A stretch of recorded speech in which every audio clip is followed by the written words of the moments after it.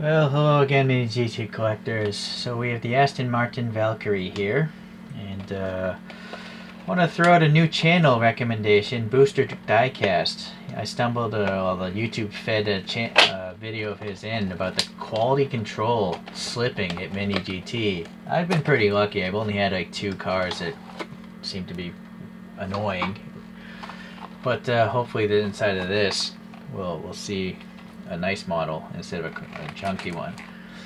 Okay, well anyways, check out that channel, and I'm just trying to help out other channels. Like 2 channels helped me out at the start, that being Twice Diecast, and he's still actively talking about 1/64 scale models. The other is XLT Off-Road Bear. I think he's kind of shifted away from the 1/64, but he's talking about his truck or whatnot, so automotive related. Alright, so TSM Model is the parent company. This is actually licensed by Aston Martin. And maybe there's going to be counterfeits, or they're anticipating that, so you actually have a hologram with the number on there. Interesting. So the packaging is nice and small. Oh my goodness, we're up to 600 now. So that's an astonishing amount of releases by a brand that's only been around for a few years. And that might be why QC's slipping, right? I mean, who's looking at all these things? So apparently this came from Car Lover Diecast, which is a reseller. I think I ordered this off AliExpress. They must have a store there. I'm not sure if I needed that plastic case for a box. That's awfully wasteful. But this is definitely necessary. That definitely protects the car well. Alright, so I gotta read off some Wikipedia as I compare it to these photographs. You can ignore the green. I'm sure a $3 million car, you can have it in any color you want. Okay, it's polarizing, the appearance of this thing. So the crazy look of this front end is because this is a collaboration between Aston Martin and Red Bull Racing, which knows a little bit about Formula 1 and other F1 contractors we used to build this thing. So this thing has a 6.5 liter V12 that's actually naturally aspirated, making 1,000 horsepower, which at the time of the Wikipedia writing would make this the most powerful naturally aspirated engine to ever be put into a vehicle you can buy. And then it's a hybrid, so you can get a little electric motor of 160 horsepower, which is actually more power than the car I drive. So basically the total output of this thing is 1,160 horsepower, making that pretty fast. You notice this thing has a whole bunch of screens because the side camera is there. There's no mirrors. Those are the mirrors, I guess. And then you got a screen in there and a screen there. So it's going all digital. Everything's becoming a PlayStation or Xbox, whatever you play. I gotta stop doing that myself. Okay, what else here? I think it's rolling on 20 and 21-inch rims. The downforce is actually more than the weight of the vehicle, so this is one of the cars that can drive upside down at speed. I guess that's all, like, it's all carbon fiber as far as the bodywork is what I would expect. I guess that's all I care to learn. Besides the fact that it's supposed to be like $3 million, Aston would charge up to $500,000 to service the thing. So it's an expensive car. When you're talking about this kind of money, it just doesn't matter. You can pretty much ask anything you want, apparently. Alright, so looking at the side of this, I guess I can zoom in a little bit. Brands need to get away from this. And reviewers, you guys complain about this. Because if you look at a street tire, especially a hypercar tire, would you see knobbies like this? Like this is going to go run in the Monte Carlo Rally? You wouldn't, right? I don't know why brands insist on doing this. They can keep the treads in the middle and in here, but this side should just be solid. It just looks weird. It looks like a rally Valkyrie, which some rich person will probably do someday, but it's not to my knowledge right now. Alright, so you can see the center knockoff is pretty well done. All these little details around it as well. The spokes are relatively thin, pretty good. There's some sort of drag going on here, so yeah, there's something makes it stop every now and then, but in general it rolls not as well as a Hot Wheels. I guess the stance is actually alright on this one, considering it's a rolling model. It's not too bad. There's that side mirror thing sticking out. I guess it's not a mirror, side camera sticking out. There's no silver paint or anything indicating that there's a lens. I guess, oh nice, it's rubbery like all the other MiniGT mirrors. So that's cool that that's not going to break easily, at least. Some sort of black details here. I don't know what they are. Oh, now that I look at it, that side photograph I pulled up is wrong. It doesn't have these. I don't know what that side photograph is. Maybe that's the prototype. So I apologize for that. Okay, I have to just continue on. I can't reopen the box. Alright, so plastic inserted lights here, and looks like maybe 2 light recesses. I think there might be some. I can't tell if there's paint in there. I think it's just the light bouncing around in there to make it look like it has headlights. The Aston badge there. It's well, no, this is a decal. No, it's like a foil sticker, and it's actually really nice. So there's a glue residue there. I want to go picking at that though. The thing might come off. And then we have that funky wing here, and it seems to have little barge boards, and then like a lip here, 2 verticals, and it's plastic, and then we can see right through to the end. Well, it's like a F1 car. Really interesting. Okay, well, I guess we'll continue up here and go to the side again later. What is this? I don't know if that's a temple print or a decal, but I'm imagining that's supposed to represent carbon fiber. And then I'm also imagining this is a wiper blade of some sort, although it doesn't look like one. It looks like a collapsible antenna or something, because it actually goes all the way up here. I am curious. I'm looking at the photos now. So the motor's down here somewhere, and then this is the blade, this part here. So this part here is the arm above the blade. Okay, I guess that's accurate. You're close. The black out of the window seems to be on the outside surface. Alright, so the carbon printing up here is very nice. It's actually, I can feel the texture of it, so I'm pretty sure that's a tampo print and not a decal. And same here. Yeah, I can feel the ridges of the paint there.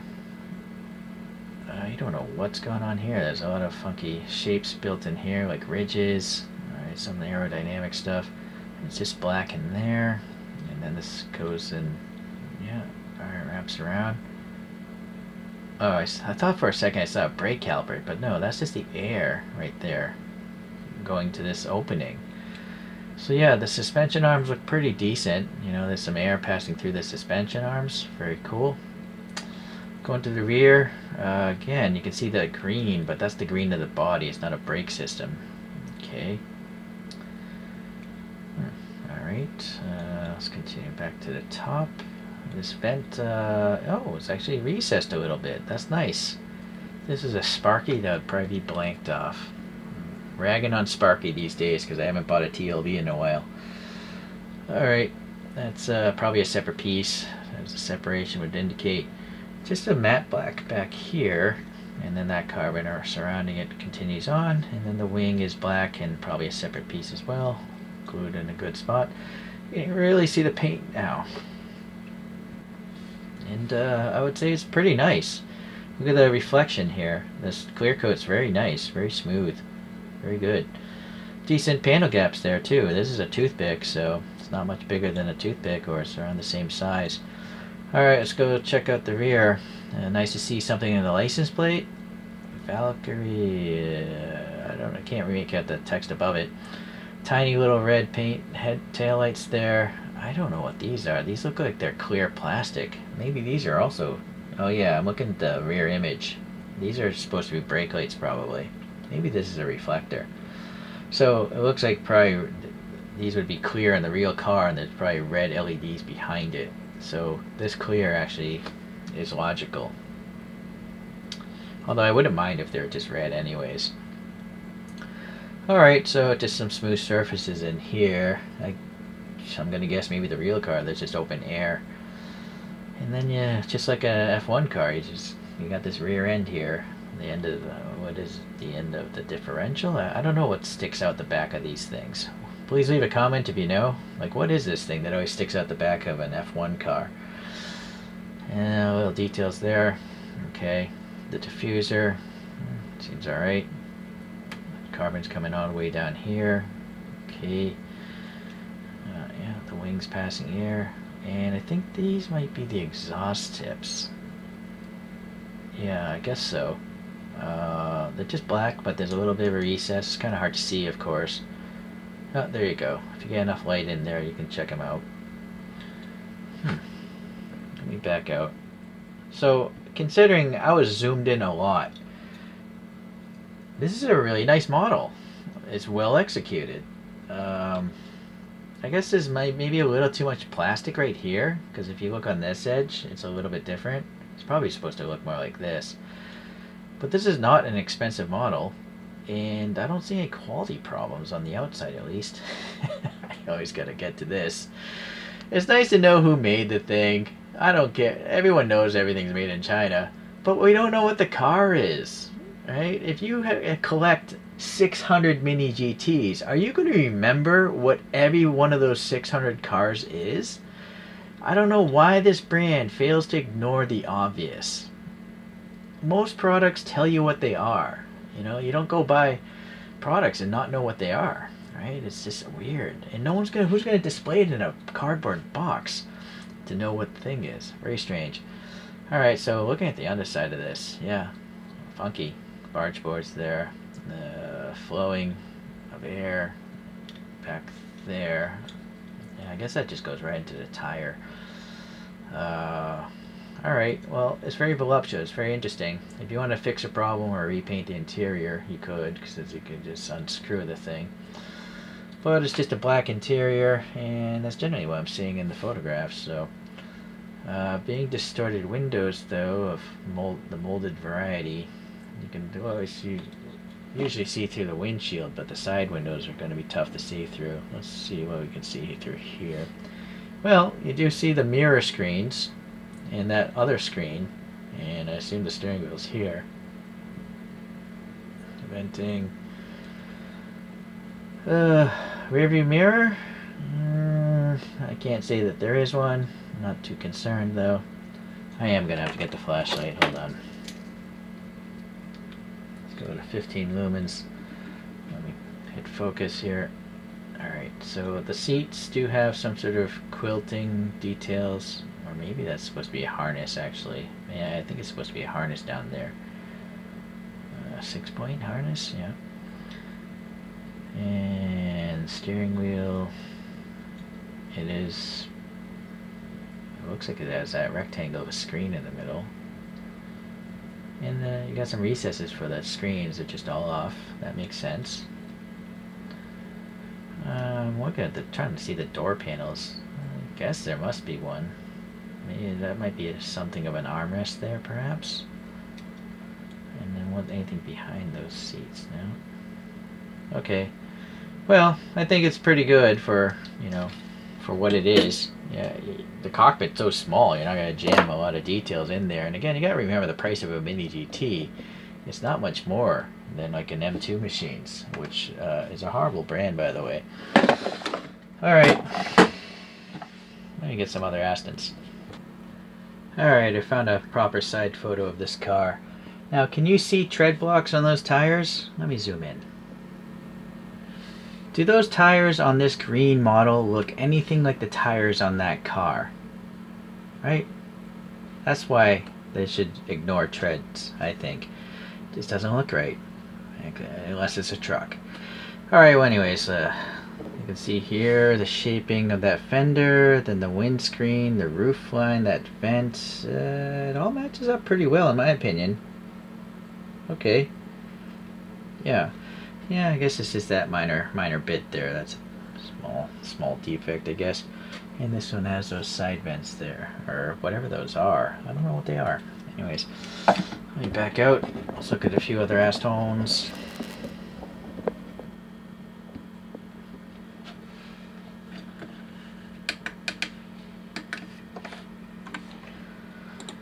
Okay, we got 3 Kyoshis coming up. Oh no, this isn't a Kyosho.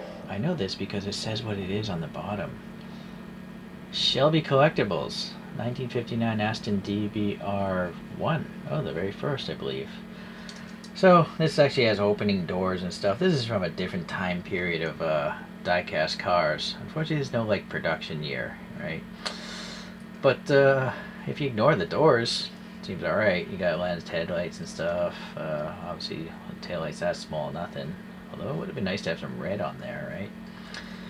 Tiny little car from a different era. Sorry.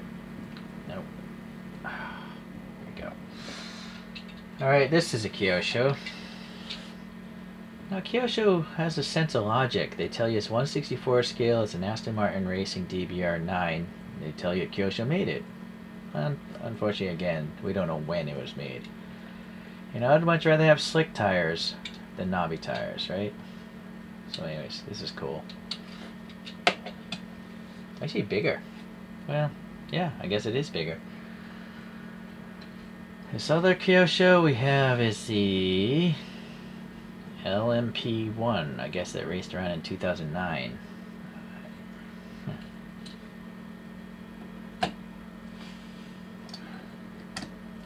Yeah, so these are both quite larger.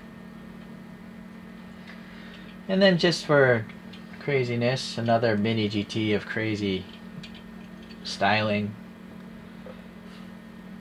Ignore that for a second. This is a, I don't know. This is a blue car from MiniGT. Ignore that. So you see where I'm getting? Yeah. If you collect 600 MiniGTs, how are you going to know what they are? It's very odd.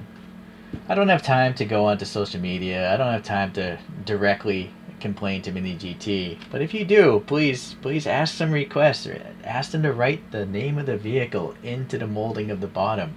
It wouldn't cost any more money to make. Alright.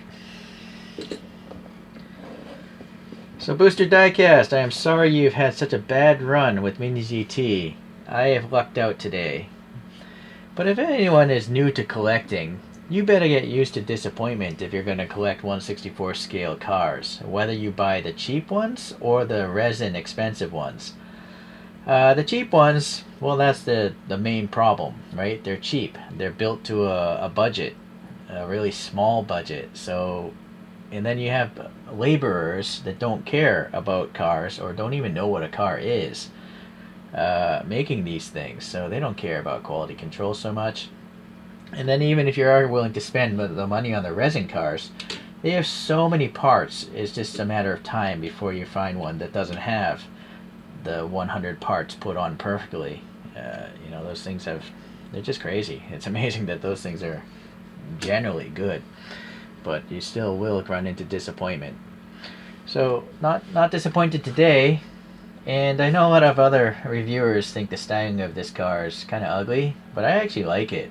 At first, the initial impression is that is an ugly car, especially the front end. But then I look at the bottom of the thing, and you understand why it is the way it looks, right? It's because it was pretty much designed by Red Bull Racing, I think.